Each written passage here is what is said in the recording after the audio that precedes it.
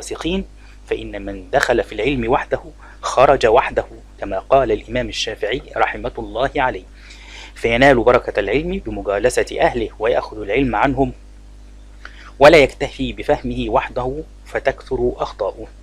ولما كان من الواجب بث هذه المتون والاعتناء بها وتقريبها لطلاب العلم، جاءت فكرة هذه المتون لتعين طالب العلم على الاستعداد لطلب العلم وتحصيله. ومما يكثر التنبيه عليه أن هذه المتون قد تم ضبطها في عدة نسخ مطبوعة موثقة، وأيضا مشروحة بشروحات مشايخ مشهورين في عصرنا الحديث. ولكن من المعلوم لطالب العلم أن نسخ كل كتاب تختلف، فقد يجد اختلافا بين النسخ، وهذا لا ينقص من قيمة الكتاب. ولكن إذا وجد نسخة مضبوطة مشروحة يعتمد عليها في فهم وتوثيق هذه المتون. أولى هذه المتون التي نعرضها هي متن الورقات لإمام الحرمين عبد الله بن عبد الله الجويني. الحمد لله رب العالمين، وصلى الله على سيدنا محمد وآله وصحبه أجمعين. وبعد، هذه الورقات تشتمل على فصول من أصول الفقه، إذن فالمتن يتحدث عن أصول الفقه. وأصول الفقه علم، وهو لفظ مؤلف من جزئين مفردين، أحدهما الأصول والآخر الفقه. فالأصل ما ينبني عليه غيره، والفرع ما ينبني على غيره. والفقه معرفة الأحكام الشرعية التي طريقها الاجتهاد. الأحكام 7: الواجب والمندوب والمباح والمحظور والمكروه والصحيح والباطل. فالواجب ما يثاب على فعله ويعاقب على تركه، والمندوب ما يثاب على فعله ولا يعاقب على تركه، والمباح لا يثاب على فعله ولا يعاقب على تركه، والمحظور ما يثاب على تركه ويعاقب على فعله، والمكروه ما يثاب على تركه ولا يعاقب على فعله، والصحيح ما يعتد به ويتعلق به النفوذ، والباطل ما لا يتعلق به ولا يعتد به. إذن والفقه أخص من العلم، والعلم معرفة المعلوم على ما هو به، والجهل تصور الشيء على خلاف ما هو به، والعلم الضروري ما لا يقع عن نظر واستدلال، ما لا يقع عن نظر واستدلال، كالعلم الواقع بإحدى الحواس الخمسة التي هي حاسة السمع والبصر والشم والذوق واللمس وبالتواتر. وإما العلم المكتسب فهو الموقوف على النظر والاستدلال، والنظر هو الفكر في حال المنظور فيه، والاستدلال طلب الدليل، والدليل هو المرشد إلى المطلوب، والظن تجويز أمرين أحدهما أظهر من الآخر، والشك تجويز أمرين لا مزية لأحدهما على الآخر. وأصول الفقه طرقه على سبيل الإجمال وكيفية الاستدلال به. ومعنى قولنا كيفية الاستدلال بها ترتيب الأدلة في الترتيب والتقديم والتأخير وما يتبع ذلك من أحكام المجتهدين.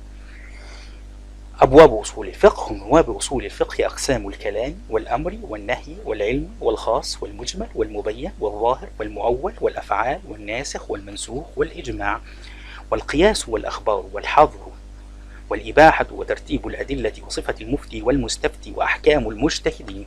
فأما أقسام الكلام فأقل ما يتركب منه اسمان أو اسم وفعل أو اسم وحرف أو حرف وفعل.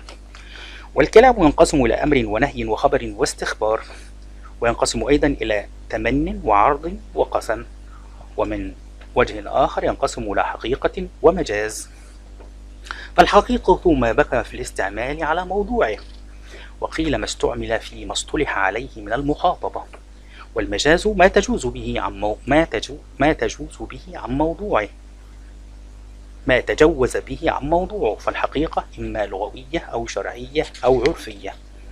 والمجاز أما أن يكون بزيادة أو نقصان أو نقل أو استعارة. فالمجازة بالزيادة مثل قوله تعالى ليس كمثله شيء، والمجاز بالنقصان مثل قوله تعالى واسأل القرية، يقصد أهل القرية. ليس كمثله مثل سبحانه وتعالى. والمجاز بالنقل كالغائط فيما يخرج من الإنسان.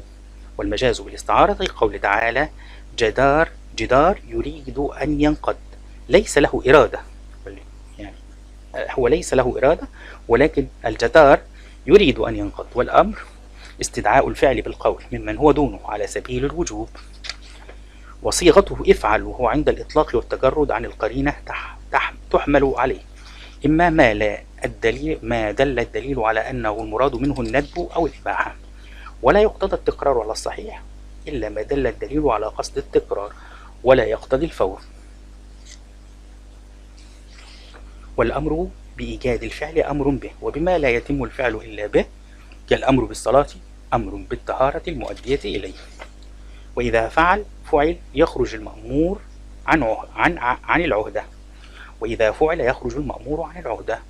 من يدخل في الأمر والنهي ومن لا يدخل في خطاب الله تعالى المؤمنون، الساهي والصبي والمجنون غير داخلين في الخطاب. والكفار مخاطبون بفروع الشرائع وبما لا تصح إلا به وهو الإسلام، لقوله تعالى قالوا لم نك من المصلين. والأمر بالشيء نهي عن ضده، والنهي عن الشيء أمر بضده، والنهي وأما العام فهو ما عم شيئين فصاعدا، من قوله عممت زيدا وعمرا بالعطايا وعممت جميع الناس بالعطايا.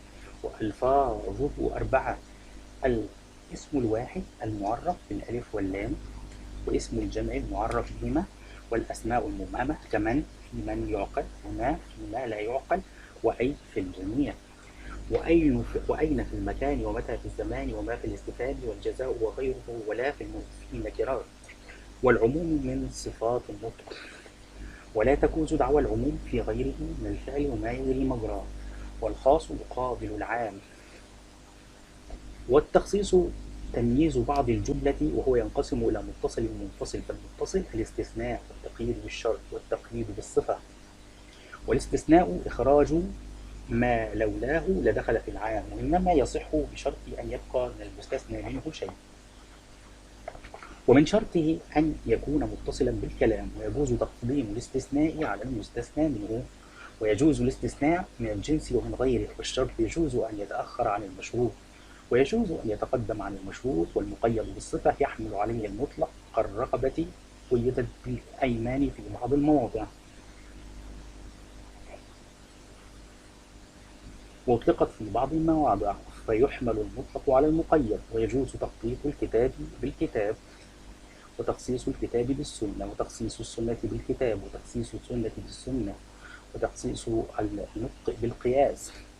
ونعني بالنطق قول الله سبحانه وتعالى وقول رسوله. والمجمل ما يفتقر إلى البيان، المجمل والمبين، والمجمل ما يفتقر إلى البيان. والبيان إخراج الشيء من حيز الإشكال إلى حيز التجلي، إخراج الشيء من حيز الإشكال إلى حيز التجلي. والمبين وهو والنص لا يحتمل إلا معنى واحد. وقيل ما تأويله تنزيله، ومشتق من منصة العروس وهو الكرسي. والظاهر والمؤول، والظاهر ما احتمل أمرين أحدهما أظهر من الآخر، ويؤول الظاهر بالدليل ويسمى الظاهر بالدليل. الأفعال فعل صاحب الشريعة لا يخلو إما أن يكون على وجه القربة والطاعة وغير ذلك. إن دل دليل على الاختصاص به يحمل على الاختصاص، وإن يدل على لا يخص به، لأن الله تعالى يقول لو لقد كان لكم في رسول الله أسوة حسنة، فيحمل على الوجوب عند بعض أصحابنا. ومن أصحابنا من قال يحمل على الندب، ومنهم من قال يتوقف عنه. فإن كان على وجه غير القربة والطاعة فيحمل على الإباحة في حقه وحقنا. وإقرار صاحب الشريعة على القول الصادر من أحد هو قول صاحب الشريعة، وإقراره على الفعل من أحد كفعله. وما فعل في وقته في غير مجلسه وعلم به ولم ينكره فحكمه حكم ما فعل في مجلسه. النسخ، أما النسخ فمعناه لغة الإزالة، وقيل معناه النقل من قولهم نسخت ما في هذا الكتاب أي نقلته. وحده والخطاب الدال على رفع الحكم الثابت بالخطاب المتقدم على وجه لولاه لكان ثابتا مع تراخيه عنه. أقسام النسخ: ويجوز نسخ الرسم وبقاء الحكم، ونسخ الحكم وبقاء الرسم، والنسخ إلى الأبد أو إلى غير بدل، وإلى ما هو أغلظ وإلى ما هو أخف. ويجوز نسخ الكتاب بالكتاب، ونسخ السنة بالكتاب، ونسخ السنة بالسنة. ويجوز نسخ المتواتر بالمتواتر منهما، ونسخ الآحاد بالآحاد ولا يجوز نسخ المتواتر بالآحاد. التعارض بين الأدلة: إذا تعارض نطقان فلا يخلو إما أن يكون عامين أو خاصين، أو أحدهما عام والآخر خاص، أو كل واحد منهما عام من وجه وخاص من وجه، فإن كان عامين فإن أمكن الجمع بينهما جمع، وإن لم يكن الجمع بينهما يتوقف فيهما إن لم يعلم التاريخ، فإن علم التاريخ ينسب المتقدم في المتأخر. وكذا إن كنا خاصين وإن كان أحدهما عام، إن كان خاصين وإن كان أحدهما عام والآخر خاص فيخصص العام بالخاص، وإن كان أحدهما عام من وجه وخاص من وجه فيخصص عموم كل واحد منهما بخصوص الآخر. والإجماع، وإما الإجماع فهو اتفاق علماء العصر على حكم الحادثة، ونعني بالعلماء الفقهاء، ونعني بالحادثة الحادثة الشرعية،